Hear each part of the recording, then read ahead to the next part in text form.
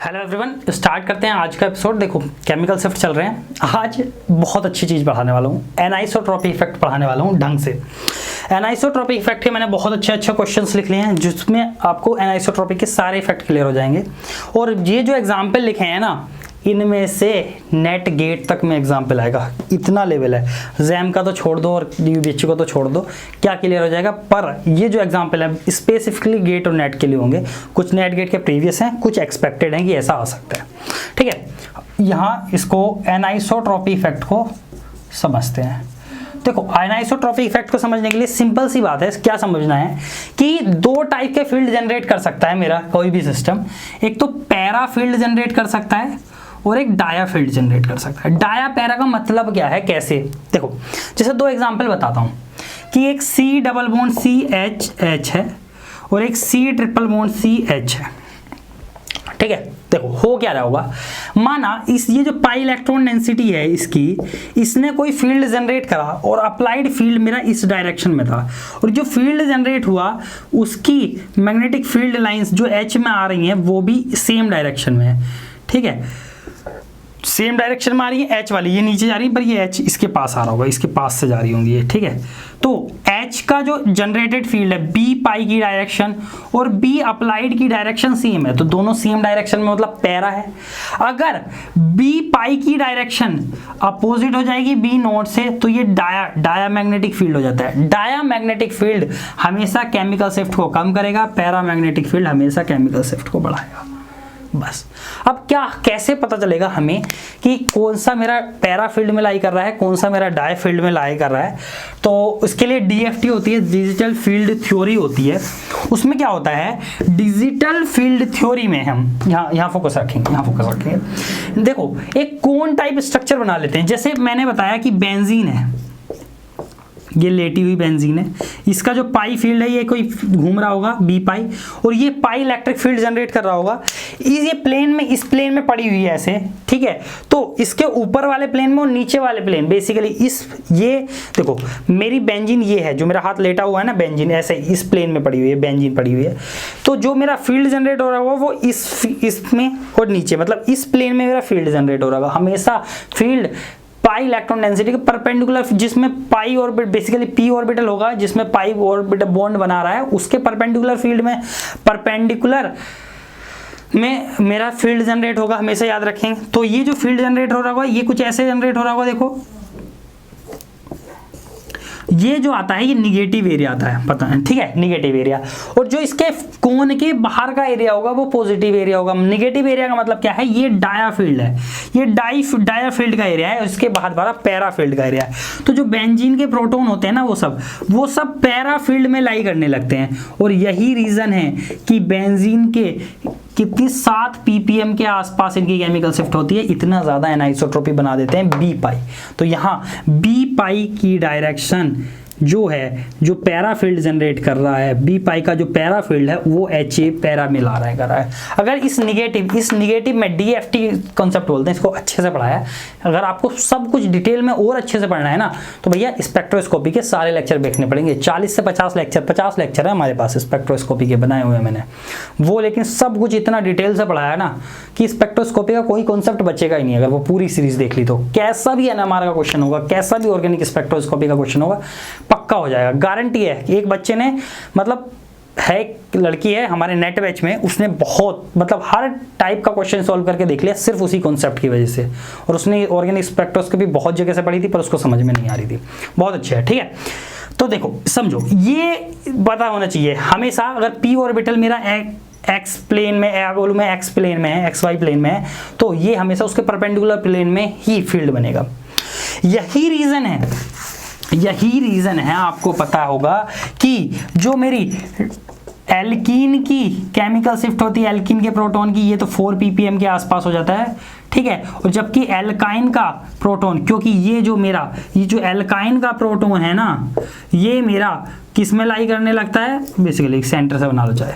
ठीक है, ये मेरा पैरा डाया फील्ड में लाई करने लगता है, और डाया फील्ड में लाई करने की वजह से इसकी केमिकल शिफ्ट बहुत कम हो जाती है, 0.9 ppm के आसपास आ जाती है। समझ रहे हो, 0.9 या 1 ppm के आसपास। और जबकि ये 4 ppm जबकि इसमें तो sp कार्बन भी है, इलेक्ट्रोनेगेटिव कार्बन। भैया पर इलेक्ट्रोनेगेटिव कार्बन करेगा क्या जब ये डायाफिल्ड में आ गया? डायाफिल्ड बहुत गंदी चीज़ है, लेकिन केमिकल शिफ्ट को बहुत कम कर देता है। ठीक है, तो ये चीज़ पता होनी चाहिए। और इसका जो बनेगा, देखो अब आप पूछ सकते थे, अभी बताऊंगा। इसका जो बनेगा, ये कौन बनेगा नेगेटिव, ये नेगेटिव कौन, और ये इससे बाहर ही आ रहे हैं ना, पॉजिटिव में आ रहे हैं। देखो आप पूछ सकते हैं सर इसका नेगेटिव कौन, ये ऊपर की डायरेक्शन में क्यों नहीं बनाया आपने, जो डायाफिल्ड ऊपर क्यों नहीं बनाया? भैया दो, देखो एक सिग्मा बॉन्ड है और दो पाई बॉन्ड है। दो पाई बॉन्ड, दो प्लेन तो ऑक्यूपाई कर लिए होंगे, दो पाई बॉन्ड ने दो प्लेन में तो होंगे, दो पाई बॉन्ड जो होंगे। तीसरा जो प्लेन मतलब तीसरी जो डायमेंशन बची, उसमें मेरा सी एच बॉन्ड, वो क्या कहते हैं, ये मॉलिक्यूल पड़ा है CH। देखो ऐसे समझो, ये 3 एक्सेस है बेसिकली, मेरी 3 एक्सेस है, दीज आर 3 एक्सेस। एक इसमें भी p ऑर्बिटल समझो, इसमें भी मेरा p ऑर्बिटल होगा जो पाई बॉन्ड बना रहा होगा, इसमें भी p ऑर्बिटल होगा जो पाई बॉन्ड बना रहा होगा। पर दो प्लेन में तो हो गया, इस प्लेन में भी हो गया और इस प्लेन में भी होगा, बचा तो ये मॉलिक्यूल वाला प्लेन ही बचा ना मेरा। अब इसी प्लेन में मेरा क्या, मुझे फील्ड बनाना पड़ेगा, क्योंकि मेरे पाई ऑर्बिटल, पाई बॉन्ड बोल दूं या ऑर्बिटल बोल दूं, वो मेरे दो प्लेन ऑलरेडी ऑक्यूपाई कर चुके हैं और बचे हुए में मेरा मॉलिक्यूल पता है, इसलिए उनको डाया में आना पड़ेगा।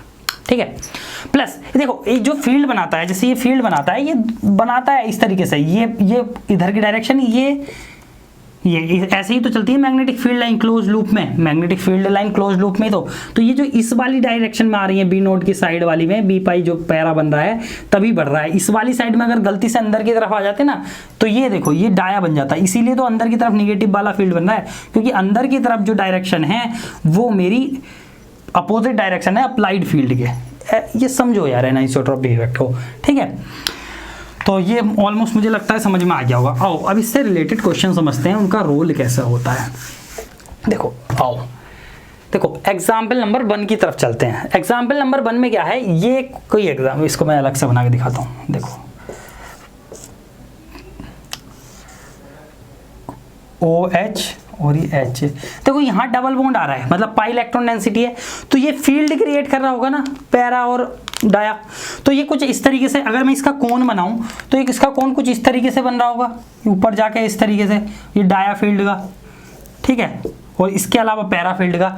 तो ये जो HA आ रहा है, देखो याद रखो, ये हमें डाया फील्ड में आ रहा होगा जरूर। डाया फील्ड कैसे जनरेट होगा, जैसे ये पाई बॉन्ड है, ठीक है समझो, और ये कुछ बना रहा होगा कि ये ऐसे क्लोज लूप करके जा रहा है और ऐसे अंदर की तरफ इस तरीके से क्लोज लूप करके ही तो चलती है मैग्नेटिक फील्ड लाइन। तो ये तो पैरा फील्ड बना रहे होगे और ये जो एरिया है ये डाया फील्ड बना रहा होगा, इसमें HA आ रहा है। जबकि HB इसके किस में नहीं आ रहा होगा, मेरा डाया फील्ड में नहीं आ रहा। डाया पैरा फील्ड को समझो, तभी एनाइसोट्रॉपी समझ में आएगी अच्छे से। ठीक है, HB नहीं आ रहा, तो आपको एक चीज तो समझ में आ गई, जब ये डाया फील्ड में आ रहा है तो HA की केमिकल शिफ्ट तो घटने वाली है और HB की इससे ज्यादा होने वाली है। तो ऑब्वियसली HB की केमिकल शिफ्ट ज्यादा होगी HA में से, ये ही पूछता है बस। तो देखो HB की ज्यादा होगी HA से, सिंपल सी बात है। अब देखो एक्चुअल में होती कितनी है केमिकल शिफ्ट, इनकी जान लेते हैं। देखो बेसिकली ये CH ग्रुप है, CH ग्रुप की 1.4 के आसपास होती है, इससे OH ग्रुप अटैच है, OH ग्रुप की 2.3 इंक्रीमेंट, 4 3 7 और 3.7, ठीक है, और 3.7 के आसपास होनी चाहिए। तो HA की जो होती है वो मेरी जो हो जाती है वो 3.5 के आसपास हो जाती है, और HB की जो होती है ये थोड़ी सी बढ़ जाती है और 3.8 के आसपास हो जाती है। ठीक है, 3.75 या 3.8 के आसपास हो जाती है। तो HB की कितनी हो जाती है, 3.75 के आसपास, और ये हो जाती है 3.5 के आसपास। मतलब ये कैलकुलेटेड से बढ़ गई क्योंकि ये डाया फील्ड पैरा फील्ड में आ रही होगी और ये डाया में आ गई तो घट गई। ठीक है, एग्जाम्पल नंबर 1 हो गया। और एग्जाम्पल नंबर 2 पर मूव करते हैं। देखो समझो, सेम 2 पे देखो HB HA हैं, तो ये जो इसके डाया फील्ड में HB आ रहा है, HA नहीं आ रहा है, तो HB की जो कम हो जाएगी और HA की ज्यादा होगी। तो यहां अगर मैं बात करूं तो HA की ज्यादा होगी HB से। ये हो गया, दूसरा तो बहुत इजी था। तीसरे में जाओ, देखो तीसरा बहुत इंपॉर्टेंट है, अल्फा पाइनिन है। ये आपको पता है अल्फा पाइनिन का स्ट्रक्चर है ये। देखो ये जो है इसमें 3 मिथाइल ग्रुप होते हैं, Me, MC, ये 3 मिथाइल ग्रुप हैं, इनकी केमिकल शिफ्ट का ऑर्डर बताना है। देखो ये जो है ये बेसिकली मेरा डबल बॉन्ड है, इसका डाया फील्ड कहीं ना कहीं HB पर जा रहा होगा और किसी पे तो नहीं जा रहा, और इस डबल बॉन्ड, बेसिकली यहाँ डबल बॉन्ड है ना, इस डबल बॉन्ड का एनाइसोट्रॉपी MEA को मिल रही होगी। MEA इसका पैराफील्ड में है, तो MEA पैराफील्ड में है तो MEA की तो सबसे ज़्यादा हो जाएगी, A की तो सबसे ज़्यादा है, सबसे कम B की होगी क्योंकि ये डायाफील्ड में है और उसके बीच में C, तो ACB ऑर्डर हो जाएगा। देखो होगी कितनी, A की जो होगी वो एनाइसोट्रॉपी मिल रही है, इतनी अच्छी नहीं मिल रही पर मिल रही है, MEA है तो इसकी 1.6 के आसपास हो जाएगी। अब देखो, अब बोल रहे हो कि सर एनाइसोट्रॉपी मिल रही है 1.6 फिर क्यों 2.4 के आसपास क्यों नहीं हो रही, या 4 के आसपास क्यों नहीं हो रही? देखो क्योंकि भैया ये CH3 ग्रुप है, Me का मतलब है CH3 ना कि डायरेक्ट H। अगर डायरेक्ट H लगा होता डबल बॉन्ड का कार्बन से तो उसकी 4 के आसपास होती, ये CH लगा है, C को मिल रहा है एनाइसोट्रॉपी, तो C थोड़ा बहुत H को ट्रांसफर कर रहा होगा, इसका 1.6 हो जाएगी, इसकी 0.8 के आसपास और B की 0.7 के आसपास। ठीक है, ये हो गया हमारा। आओ एग्जाम्पल नंबर 4 पर चलते हैं, ये साफ कर ही लेता हूँ 3, देखो यहाँ तक कॉपी करो, 4 पर चलेंगे फिर।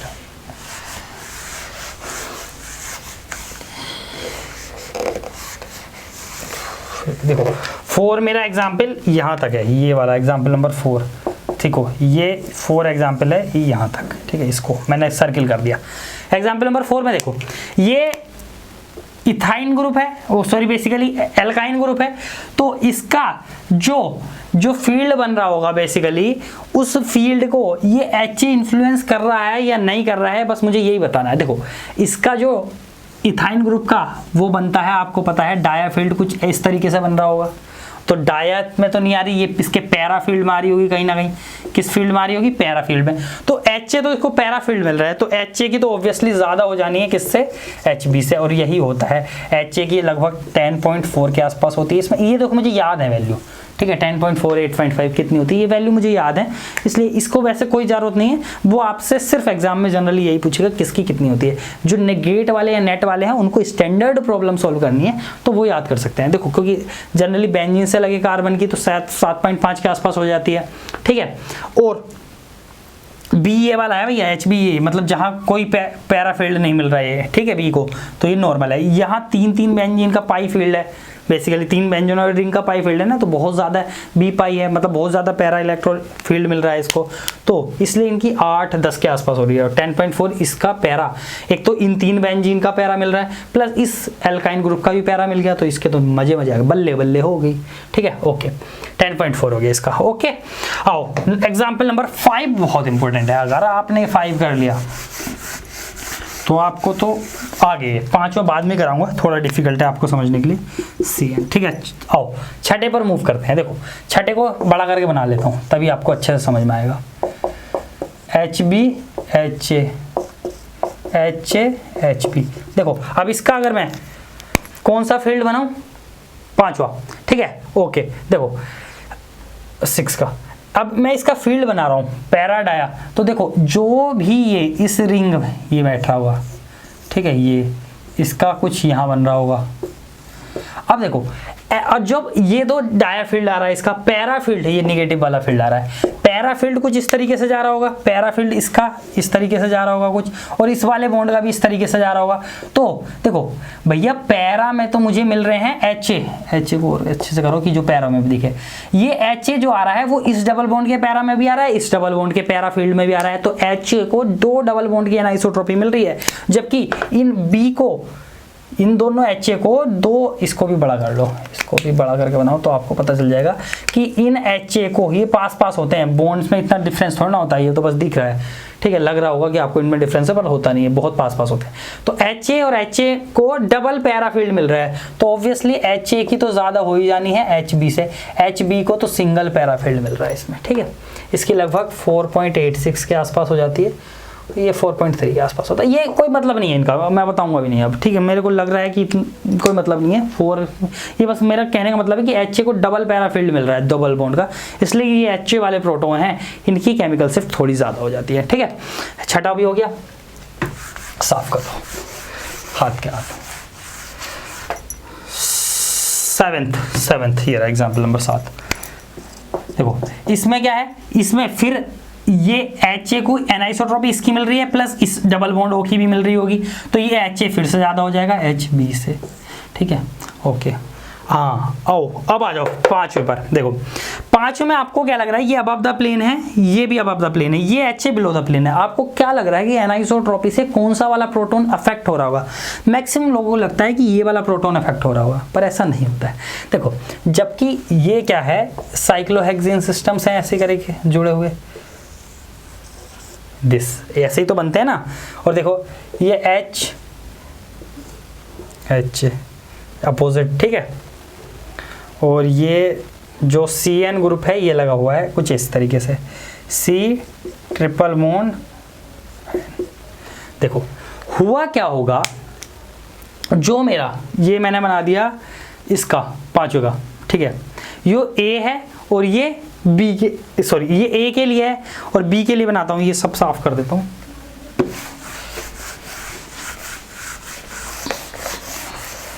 ये अबव द प्लेन है ना, ये सॉरी B के लिए बन गया, ठीक है, दिस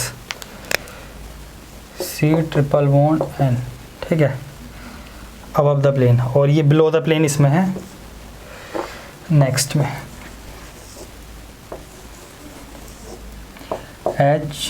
H ऐसे मान लो, ठीक है, और ये जो C ट्रिपल बॉन्ड N है। तो पता है क्या है, नीचे वाला प्रोटॉन HA और HB में पूछा है डिफरेंस बेसिकली। नीचे वाला प्रोटॉन HA वाले केस में ये, क्योंकि ये अबव द प्लेन है और ये बिलो द प्लेन है और ये बिलो द प्लेन है, ये भी बिलो द प्लेन है, ये इसके पैराफील्ड में आ रहा होगा। कौन से फील्ड में आ रहा होगा? HB इसके पैराफील्ड में। आप समझो पैराफील्ड में कैसे आ रहा होगा, क्योंकि डायाफील्ड तो इसका सामने वाले प्लेन में होगा ना, ट्रिपल बॉन्ड वाला का जिस प्लेन में CN मॉलिक्यूल पड़ा होगा उसमें होगा, ठीक है, इसका डायाफील्ड ऐसे ही पड़ा होगा ऊपर की तरफ, पर कोई सा नहीं आ रहा होगा पैराफील्ड में, ये वाला आ रहा होगा इसका ऊपर वाला, तो उसको थोड़ा सा मिल जाएगा, पर उसको तो हमें देखना ही नहीं है, हमें तो इन वालों में अंतर बताना है। तो यहाँ HB को पैराफील्ड मिल गया, यहाँ HA को पैराफील्ड नहीं मिला, तो सिंपल सी बात है HB मेरा ज़्यादा हो जाएगा HA से। बस देखो एक छोटा सा कॉन्सेप्ट बता देता हूँ, क्या, सिग्मा बॉन्ड की एनाइसोट्रॉपी का, ठीक है, हाँ ये जो 8वां एग्जाम्पल लिख रखा है ना छोटा सा, ये बेसिकली सिग्मा बॉन्ड की एनाइसोट्रॉपी का कॉन्सेप्ट है। सिग्मा बॉन्ड भी एनाइसोट्रॉपिक नेचर शो करते हैं। कैसे?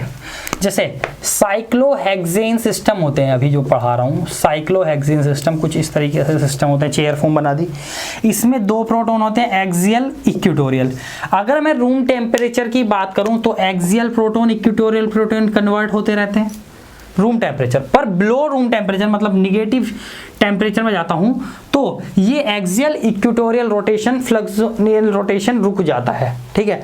तो एक्सियल और इक्वेटोरियल दोनों में क्या होता है, अलग अलग केमिकल शिफ्ट मिलती है। मतलब आप ऐसे बात कर सकते हैं कि साइक्लोहेक्सोन की अगर बात करूं एट रूम टेम्परेचर अगर बात करूं तो 1 सिग्नल मिलता है 6 की 6 प्रोटॉन के लिए, और एट बिलो रूम टेम्परेचर की बात करूं RT तो 2 सिग्नल मिलते हैं, एक H एक्सियल के लिए और एक H इक्वेटोरियल्स के लिए, और इसमें एक्सियल इक्वेटोरियल के लिए एक ही सिग्नल मिलता है, ठीक है। ये बात समझ में आनी चाहिए साइक्लोहेक्सेन के बारे में। तो एक्सियल इक्वेटोरियल अगर मैं बिलो रूम टेम्परेचर की बात कर रहा हूँ मतलब -78 डिग्री सेंटीग्रेड पर, तो किसकी केमिकल शिफ्ट ज़्यादा होगी? तो देखो यहाँ सिग्मा बॉन्ड की एनाइसोट्रॉपी लगती है, ये C है ये C है, ये कार्बन कार्बन के बीच का जो सिंगल बॉन्ड है, ठीक है, डबल नहीं सिंगल बॉन्ड है, ये बेसिकली इस He को थोड़ा सा बहुत थोड़ा सा पैराफील्ड प्रोवाइड करा देता है और इसकी केमिकल शिफ्ट इंक्रीज हो जाती है। तो एक्सियल की केमिकल उस इक्वेटोरियल की केमिकल शिफ्ट एक्सियल से ज़्यादा हो जाती है, इक्वेटोरियल को प्रोवाइड करा देता है तो इक्वेटोरियल की केमिकल शिफ्ट एक्सियल से ज़्यादा हो जाती है। ज़्यादा अंतर नहीं आता, प्लस 0.3 का प्लस माइनस 0.3 ppm के आसपास का डिफरेंस आता है 3-4 के, ठीक है।